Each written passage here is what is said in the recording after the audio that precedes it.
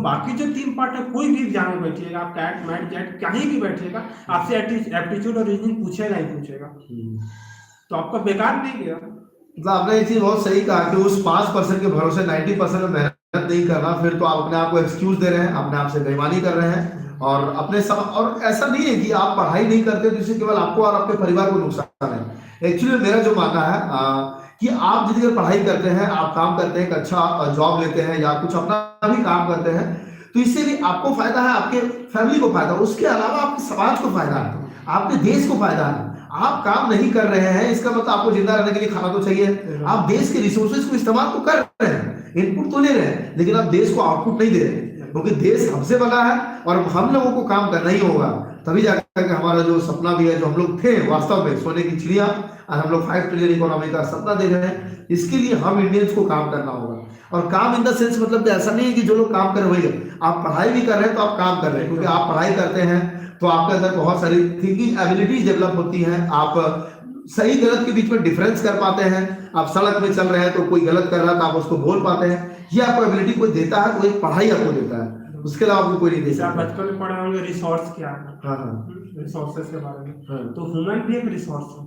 अच्छा, ठीक है, इसीलिए हम लोग जो बात करते हैं कि अमेरिका बहुत ज़्यादा डेवलप्ड है, या अमेरिका का जो डॉलर है वो भारतीय रुपीस से बहुत ज़्यादा मजबूत है, इसके पीछे सिर्फ रीजन ये नहीं कि उसके पास पैसा ज़्यादा है, इसके पीछे रीजन है कि वो रिसर्च पे पैसा खर्चा करता है, तो रिसर्च का अपना वैल्यू होता है। तो रिसर्च कोई और चीज़ नहीं, वही है नॉलेज, कि हम रिसर्च कर रहे हैं तो इससे हमको क्या आउटपुट मिल रहा है।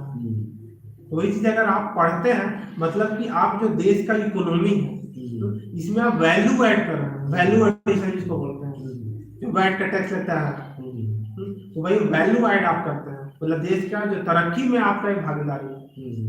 क्योंकि आपको जो मान लेते हैं कि आप एलपी बनते हैं या कहीं भी कुछ करते हैं, आपको कुछ पैसा मिलता है, जैसा कि हम लोग 3 दिन पहले बात कर रहे थे कि आपको रेलवे पैसा नहीं देता, आप क्योंकि रेलवे को दे रहे हैं, काम करके दे रहे हैं। हाँ, रेलवे को काम कर रहे हैं, मतलब उसको अगर आप 1 लाख का प्रॉफिट दे रहे हैं तब उसमें आपको 50,000 वो दे रहा है, या 50,000 25,000 दे रहा है। इसका मतलब आप कमा रहे हैं, मतलब उतना काम आप उसको करके दे रहे हैं, तो किसका वैल्यू एडिशन हो रहा है, देश का, इकोनॉमी का हो रहा है।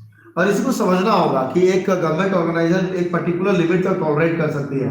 नहीं तो आप एग्जांपल दे सकते हैं, आज आपका BSNL, MTNL, air India, government भी इधर आप काम नहीं करते हैं, इसलिए मैंने हमेशा सारे छात्रों से रिक्वेस्ट भी किया है कि आपका कहीं भी सिलेक्शन हो जाए, आज इधर एलपी हो, ग्रुप डी हो, जेई हो, एनटीपीसी में किसी पोस्ट हो, आप अपने काम को पूरी ईमानदारी से करेंगे, क्योंकि काम में चोरी करना फिर अपने देश से चोरी करने के बराबर है। क्योंकि कहीं ना कहीं हमारी भी जिम्मेदारी बनती है कि जो हमारे स्वतंत्रता सेनानी रहे, उन्होंने हमारी आज़ादी के लिए उन्होंने हमारी जान दी, अपने जान को न्यौछावर किया है, तो उसको उनके सपनों का भारत बनाना हमारी जिम्मेदारी है। और जब तक हम लोग पूरा जो हमारे 125 करोड़ जनता है, आप सुधरो जग सुधरेगा, जब तक हर एक कोई अपनी रिस्पॉन्सिबिलिटी नहीं लेगा तब तक हमारा ये भारत देश सुधर नहीं हो सकता।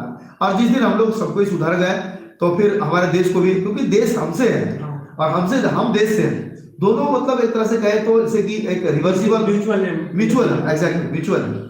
तो हम लोग को एक दूसरे की जरूरत समझना होगा कि देश को हमारा क्या जरूरत है, हमको देश की क्या जरूरत है। तो हम लोग थे बीटेक के 3rd ईयर में, वहां से अपना जर्नी को थोड़ा आगे बढ़ाते हैं बीच में। तो जो बीटेक का आपका जो 3rd ईयर रहा, बेसिकली आपने वहां पे क्या सीखा, बेसिकली मेरा सवाल ये था।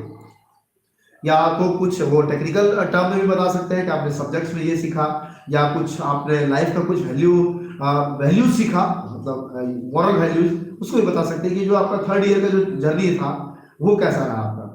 जैसे 3rd ईयर में जैसे हम लोग का कॉलेज का जो था कि कुछ प्रॉब्लम चल रहा था, उसको लेकर के, ट्यूशन को लेकर के, जो कि हम लोग बहुत ज़्यादा उसके लिए संघर्ष किए, लास्ट में मिला क्रिएशन। तो एक वो भी पड़ाव था कि भाई आप एजुकेशन के साथ साथ मतलब क्लास स्टडी के अलावा भी कैसे कैसे काम होता है, मतलब क्या प्रोसेस है। जैसे कि बहुत सारा होता है कि चलो भाई एप्लीकेशन है, एप्लीकेशन क्यों मिलता है, कैसे मिलता है, कैसे लेटर आता है, कैसे जाता है, क्योंकि एक्चुअल में आपको वहाँ पढ़ने के बाद कहीं ना कहीं किसी ऑर्गेनाइजेशन में आपको काम करना है।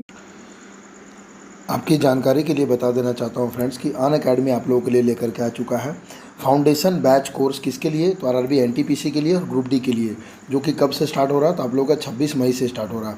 ओके फ्रेंड्स, इसमें जैसे कि ये सारे एडुकेटर्स आप लोगों को मिलेंगे, सैफिली राठौड़, उसके बाद आनंद पांचाल, अभिषेक मिश्रा, रजत कुमार। ओके फ्रेंड्स, इसमें जैसे कि हमारा कूपन सब्जेक्ट क्या क्या कवर होगा, जनरल अवेयरनेस कवर होगा, मैथ्स कवर होगा, रीजनिंग कवर होगा, जनरल साइंस कवर होगा। हमारा कूपन कोड है, इस वीडियो के डिस्क्रिप्शन में लिंक रहेगा, उस लिंक पर क्लिक करके आसानी से आप इस कोर्स को परचेज कर सकते हैं। 10% का इंस्टेंट डिस्काउंट चाहिए हो तो हमारा कूपन कोड इस्तेमाल करिएगा, उमंग स्टडी UMANGSTUDY बिना स्पेस के, तो आपको सीधा 10% का डिस्काउंट मिल जाएगा। मंथली प्राइस बहुत ही कम है फ्रेंड, 150-200 रुपया मंथली, बहुत ज़्यादा अमाउंट नहीं होता है, आप आसानी से इतना पैसा इन्वेस्ट कर सकते हैं। Okay friends.